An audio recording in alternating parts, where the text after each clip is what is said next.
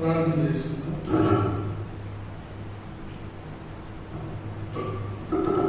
దయగల తండ్రి, నీ పరిశుద్ధ నామానికి స్తోత్రాలు, కృతజ్ఞతలు నాయన.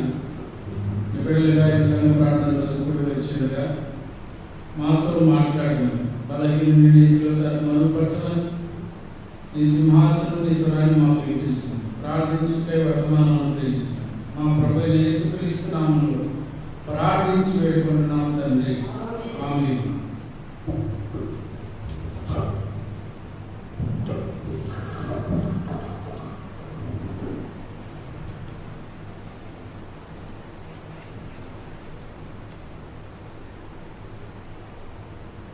పరిశుద్ధ గ్రంథం బైబిల్లో నుండి 102వ కీర్తన గ్రంథం 102వ కీర్తన 17వ వచనం అందరం కలిసి చదువుకుందాం. 102వ కీర్తన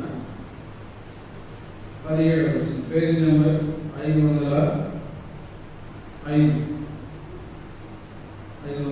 పేజీ నెంబర్ 102వ కీర్తన 17వ వచనం అందరం కలిసి చదువుకుందాం. ఆయన దిక్కులేని దరిద్రుల ప్రార్థన నిరాకరింపక వారి ప్రార్థన వైపు తిరిగి ఉన్నాడు. ఎవరి వైపట?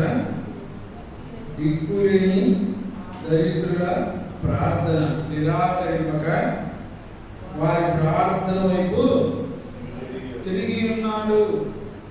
తిరుగుతాడు, తిరగాలి అని అనుకుంటున్నాడు కాదు. ఏం చేశాడు? తిరిగి అంటే దిక్కులేని వారు ప్రార్థన చేస్తే దేవుడు ఏం చేస్తాడు? అయిపోయింది, తిరిగాడు వాళ్ళ వైపు. దరిద్రులు ప్రార్థన చేస్తే తిరిగేశాడు. ఆల్రెడీ వాళ్ళకు సపోర్టెడ్, దేవుడు వాళ్ళకి సంపూర్ణంగా మద్దతు ఇచ్చాడు. దిక్కులేని వారిని కొంతమంది ఏం చేస్తారంటే, వీడికి ఎవరున్నారు, వీడికి తంతే అడ్డం వచ్చేవాడు ఎవడని కొంచెం ఒకసారి దాడి చేస్తూ ఉంటారు. ఎవరు లేడు కదా, వాని బలం ఎంత, నా బలం ఎంత, వాని బలం ఎంత, నా బలం ఎంత, వాడు నన్ను ఏమన్నా చేయగలడా అని చెప్పి చాలాసార్లు దిక్కులేని వారి మీదకి దాడి చేస్తారు. కానీ వారు మొరపెట్టగలిగితే వారికి ఎవరు తోడుగా ఉన్నారు? దేవుడు తోడుగా. ఇశ్రాయేలీయులు బానిసత్వంలో ఉన్నప్పుడు వారు దిక్కులేని వారిగాను, దరిద్రులుగాను, బానిసలుగాను ఉన్నప్పుడు ఫరో వారికి ఎంతో వేదన కలిగించారు. వారి బిడ్డలను చంపేయమన్నాడు. వారి చుట్టూ సైనికులు పెట్టి ఎన్నో బాధలు పెట్టాడు. వారి బాధ ఆకాశంలోకి ఎక్కిపోయింది. వారు మొరపెట్టినప్పుడు దేవుడు వారిని జ్ఞాపకం చేసుకుని ఆకాశం ఉన్న దేవుడు వారి మరణం ఆలకించి వారిని విడిపించుటకు ఆయన ఏం చేశాడు? దిగి. ఎక్కడి నుంచి వచ్చాడు? పరలోక సింహాసనం నుంచి దిగి సీనాయి పర్వతం మీదకి దిగి వచ్చాడు. దిక్కులేని వారి ప్రార్థనను ఆయన తప్పకుండా ఆలకిస్తాడు, వింటాడు. అంటే తిరిగి ఉన్నాడు, అసలు విన్నాడని అర్థం. వారు ప్రార్థన చేయటం ఆరంభించినప్పుడే వారి కార్యము సఫలమైపోతుంది. దేవుడు ఎప్పుడైనా దిక్కులేని వారి పక్షాన ఉంటారు. చాలా మందిని మనం చూస్తూ ఉంటాం. వారికి ఇష్టానుసారంగా, కొంతమంది నిరుపేదలైన వారిని వీటికి ఎవరు ఉండాలని చెప్పి ఇష్టానుసారంగా బాధపెడతారు. తగిన ఫలం వాళ్ళు ఆ ప్రతిఫలాన్ని చూస్తాం. ఏది విచ్చితే అదే వస్తుంది. మనం ఏదైతే ఎవరినైనా ఇబ్బంది పెడతామో అదే ఇబ్బంది మనం కూడా పడతాం, తప్పదు. ఎందుకంటే దేవుడు మనకు అలాంటి పరిస్థితిని వారి వైపు ఉన్నాడు, వారి పక్షాన ఉన్నాడు. నిర్గమాకాండంలో 22వ అధ్యాయము 22వ వచనం చూడండి. నిర్గమాకాండము 22వ అధ్యాయము 22వ వచనం.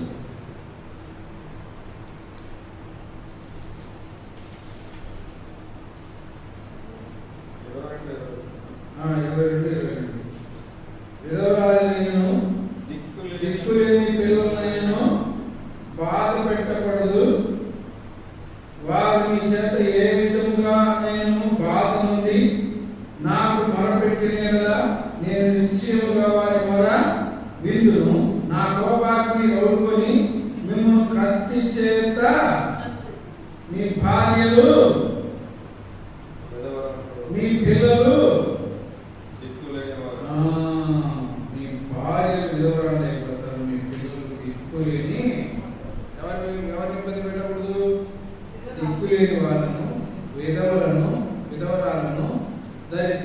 విధవరాల పక్షమైన వాద్యమాడే. కాబట్టి ఎంతో ఇబ్బందులు పెట్టడానికి చూసినటువంటి ప్రతి వారి పరిస్థితి అలాగే ఉంటుంది. అందుకే ధర్మశాస్త్రంలో కూడా దేవుడు ఈ ఆజ్ఞను ఇశ్రాయేలు ప్రజలకు రాసిచ్చాడు. చాలా జాగ్రత్తగా ఉండాలయ్యా. మీరు ఎవరైనా దిక్కులేని వారి మీద దాడి చేస్తే ఏమవుతుంది పనిష్మెంట్? అసలు అది ఊహించుకుంటే ఎవరైనా రైతుల మీదకి దిక్కులేని వారి మీద పోతారా? ఎవరు వారి పక్షాలు ఉండేది? ఎవరు? యుద్ధం ఎవరిది? యెహోవాది. దేవుడు యుద్ధం చేయబడితే గొలియాతుతో సహా పసిబాలుడి చేతిలో మరణించాల్సిందే. ఐగుప్తు సైన్యాన్ని ఎలా ఎదుర్కొన్నాడు దేవుడు? ఐగుప్తు సైన్యాన్ని ఎలా ఎదుర్కొన్నాడు? కత్తి పట్టాడా? కర్ర పట్టాడా? ఈటి పట్టాడా? బాణం వేసాడా? గుర్రాలు వదిలాడా? ఏం చేశాడు? తన మహాబలము చేత ఆయన ఏం అనుకున్నాడు? ఈగను ఆయన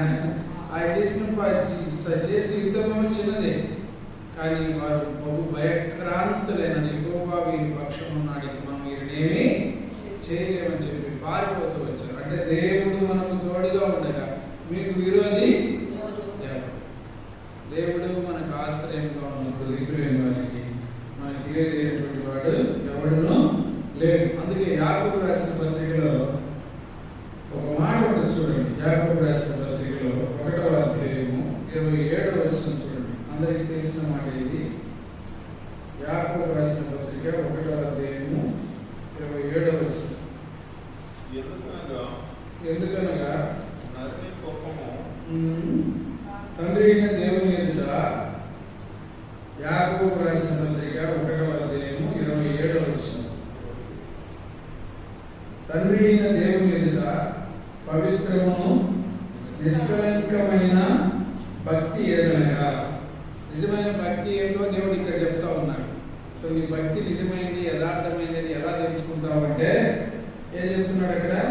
దిక్కులేని పిల్లలను విధవరాలను వారి ఇబ్బందులలో పరామర్శించుటయు ఇహలోక మాలిన్యము తనకు అంటకుండా తను తాను కాపాడుకున్నటయే.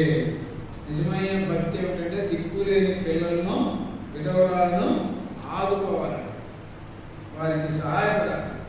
అదే నిజమైన భక్తి అని మనకు దేవుని వాక్యము యాకోబు ద్వారా ప్రభువు తెలియజేస్తా ఉన్నాడు. అంటే మరి ఏ విధంగా వారికి మనము సహాయపడాలి? ఏ విధంగా సహాయపడాలి? దిక్కులేని వారికి ఏ విధంగా సహాయపడాలి? దిక్కులేని వారికి, దరిద్రులకు ఎలాంటి ఇబ్బందులు వస్తాయి? ఇజ్రాయెల్కు నెహెమ్యా గ్రంథంలో ఇజ్రాయెల్ ప్రజల పక్షాన దేవుడు మాట్లాడుతూ ఉంటాడు. వారంతా వడ్డీలు వసూలు చేస్తూ ఉంటారు. ఏ వసూలు చేస్తూ ఉంటారు? వడ్డీలు వసూలు చేస్తూ ఉంటారు. వడ్డీలు వసూలు చేస్తూ ఉంటే వారితో ఏం మాట్లాడాడంటే దేవుడు, ఏమయ్యా ఇజ్రాయెల్ ప్రజల యొక్క మీరు వడ్డీ పుచ్చుకొని వారి పొలాలు, ద్రాక్ష తోటలు మీరు తాకట్టు పెట్టుకున్నారు, మరి ఎలాగూ బ్రతకాలి? మీ సహోదరుల మధ్య నీ దేవుడి రాజ్య స్థాపన చేయాలంటే పేదలైన వారికి మీరు వడ్డీ, సహోదరుల మధ్య వడ్డీ తీసుకోకూడదు అని చెప్పాడు. సహోదరుల దగ్గర వడ్డీ తీసుకోకూడదు అన్నాడు. వెంటనే ఆ మాటకు వారు లోబడ్డారు. అందుకని పేదలైనటువంటి వారందరూ విమోచించబడి సన్బల్టు, టోబియా దేవుని మందిరాన్ని కట్టడానికి వ్యతిరేకించినప్పటికీ కూడా గొప్ప ప్రాకారము, మందిరము కట్టడానికి నెహెమ్యాకు వాళ్ళందరూ సహకరించారు. వాళ్ళకి ఆహారం ఉంది. ఇప్పుడు వాళ్ళు వడ్డీలు తీసుకోవట్లేదు. ధర్మశాస్త్రం ఏం చెబుతుందో దాన్ని విన్నారు. అంతేకాదు ఎజ్రా అంటాడు ఒక మాట, ఒక మాట, నిబంధన, ఈ నిబంధన వాక్యములు విననల్లని వాడు శాపగ్రస్తుడని ఇర్మియా గ్రంథం 11వ అధ్యాయం 2వ వచనం చెప్పబడింది. అయితే వారికి చెప్పాడు, మీరు అన్యురాలైన భార్యను చేసుకునకూడదు. సొలొమోను సైతం మోసపుచ్చబడి విగ్రహాలకు బలి అర్పించడానికి వెళ్ళాడు. కాబట్టి మీరు చాలా జాగ్రత్తగా ఉండాలి, అన్యురాలను వెళ్ళి చేసుకోకూడదు. అయితే వాళ్ళు ఏం చేశారంటే ఎజ్రా సమయంలో ఆ మాట చెప్పినప్పుడు దేవుని వాక్యాన్ని వ్యతిరేకించి కొంతమంది చేసుకుంటే చివరికి ఎజ్రా వాళ్ళని వదిలిపెట్టుకున్నాం. అర్థమైందా? అన్యురాలైన భార్యలను మీరు ఏం చేస్తారు? వదిలిపెట్టి రండి. వారి పిల్లలు దేవాలయానికి రావట్లేదు, వారి పిల్లలు ఆరాధన చేయట్లేదు, వారి పిల్లలు ఇంట్లోంచి బయటికి రావట్లేదు, దేవుని మందిరానికి పోదామంటే రావట్లేదు. అదే ఇజ్రాయేలీలు చేసుకుంటే వెళ్తే దేవుని మందిరం యొక్క విలువ తెలుస్తుంది. మందిరానికి వెళ్ళాలన్న ఆలోచన ఉంటుంది. మందిరంలో దేవుని సన్నిధిలో ఆరాధించాలని, దేవుని సన్నిధికి ఎప్పుడెప్పుడు వెళ్దామని చెప్పి పరిగెత్తారు. ఒకవేళ ఆ ఇశ్రాయేలీలు, అక్కడ ఉన్నటువంటి అమ్మోనీయులు, మోయాబీలు అలాంటి వారిని పెళ్లి చేసుకున్నప్పుడు బబులోను సామ్రాజ్యంలో వారి పిల్లలు దేవుని మందిరానికి రాకపోవడం చూసి నెహెమ్యా వారిని, ఎజ్రా వారిని పిలిపించి వదిలిపెట్టమన్నప్పుడు ధర్మశాస్త్ర గ్రంథం చదివి కొంతమంది యవనస్తులు వదిలిపెట్టేసి, అంటే నువ్వు దేనినైనా దేవుని కొరకు ఏం చేయాలి, వదిలిపెట్టుకునేటువంటి పరిస్థితి. ఇక్కడ ఏం చెప్తా ఉన్నాడంటే ఆయన ఆజ్ఞలను కైకొనాలి, ఆయన మాటలను వినాలి. ఆయన మాట విననులని ఎడల శాపగ్రస్తులమైందాం.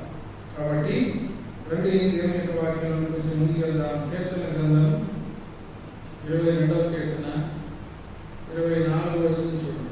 కీర్తన గ్రంథం 22వ కీర్తన 24.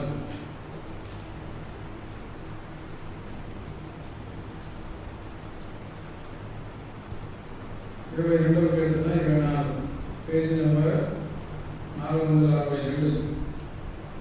ఆయన బాధపడి వాని బాధను తృణీకరింపలేదు, దాన్ని చూసి ఆయన అసహ్యపడలేదు, అతనికి తన ముఖమును దాచలేదు, వాడు ఆయనకు మొరపెట్టగా ఆయన ఆలకించెను.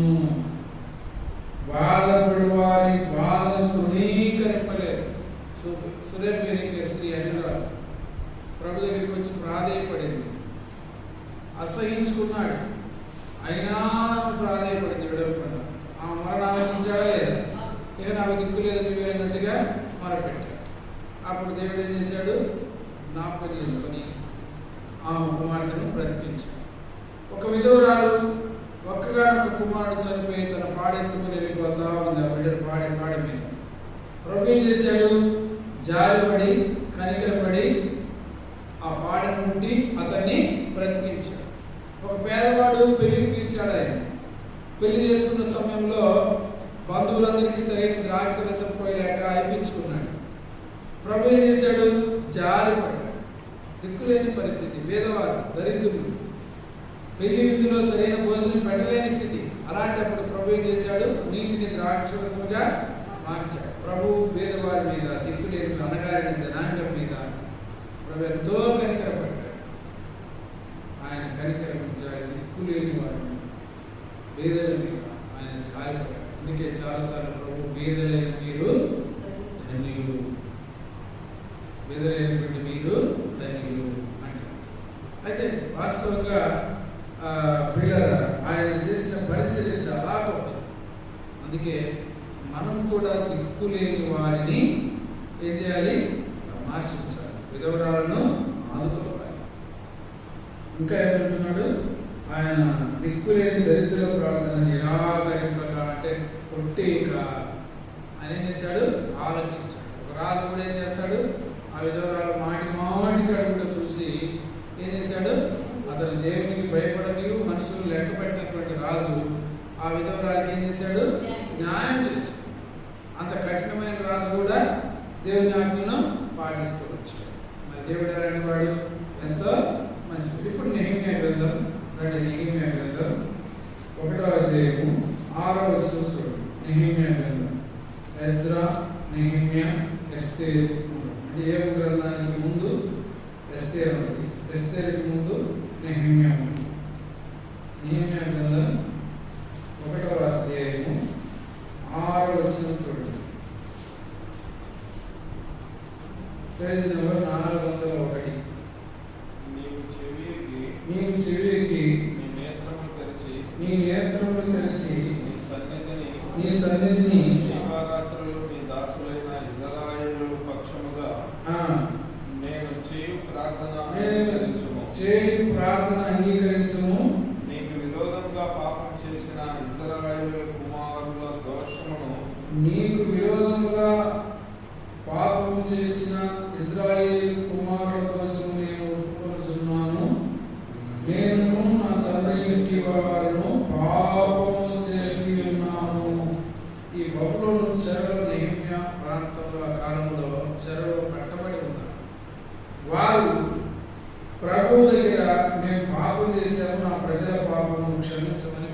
భార్యాభర్తలు వచ్చారు.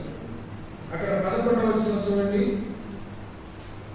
11వ వచనం చూడండి.